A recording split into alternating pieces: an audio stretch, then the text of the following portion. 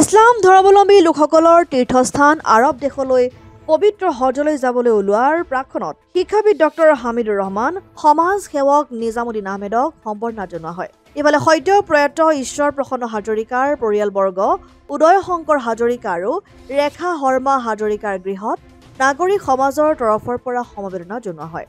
কাৰ্যসূচীত সদৌ লখিমপুৰ জিলা নাগৰিক সমাজৰ সম্পাদক ৰূপজ্যোতি দত্ত কোঁচৰৰ লগতে উপদেষ্টা ডিম্বেশ্বৰ হাজৰিকা, কাৰ্যকৰী সভানেত্ৰী গোলাপী বৰা, উপসভাপতিদ্বয় জোনাৰাম দেউৰী, ধৰ্মেন্দ্ৰ বৰা, কাৰ্যনিৰ্বাহক ফুলচান্দ দেৱান আদি উপস্থিত থাকে।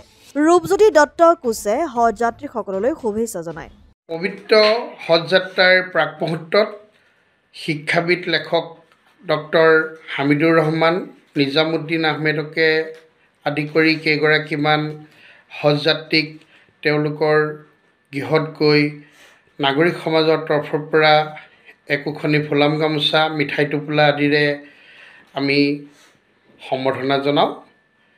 সদ্য প্ৰয়াত প্ৰাক্পটু সাংসদ ঈশ্বৰ প্ৰসন্ন হাজৰিকাৰ পৰিয়ালবৰ্গ ক্ৰমে উদয় শংকৰ হাজৰিকা ডাঙৰীয়া, ৰেখা শৰ্মা হাজৰিকা ডাঙৰীয়ানীৰ গৃহত গৈ নাগৰিক সমাজৰ তৰফৰ পৰা নিয়মমতে মাত লগোৱা পৰ্বও আমি সমাপন কৰোঁ।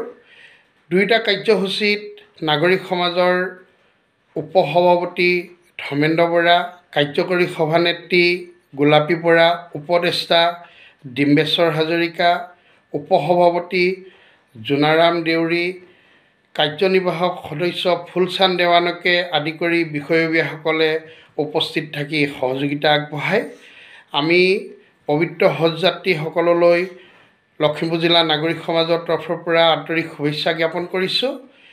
আশা ৰাখিছোঁ তেখেতসকলে যি মনৰ বাঞ্ছা লৈ এই হজ যাত্ৰাত যাব বিচাৰিছে তেখেতলোকৰ মনৰ বাঞ্ছা পূৰ্ণ হওক, ৰাজ্যখন আৰু দেশলৈ সুখ সমৃদ্ধি আৰু সাফল্য বতৰা কঢ়িয়াই আনক, ইয়াকে আমি নাগৰিক সমাজৰ তৰফৰ পৰা কামনা কৰিছোঁ।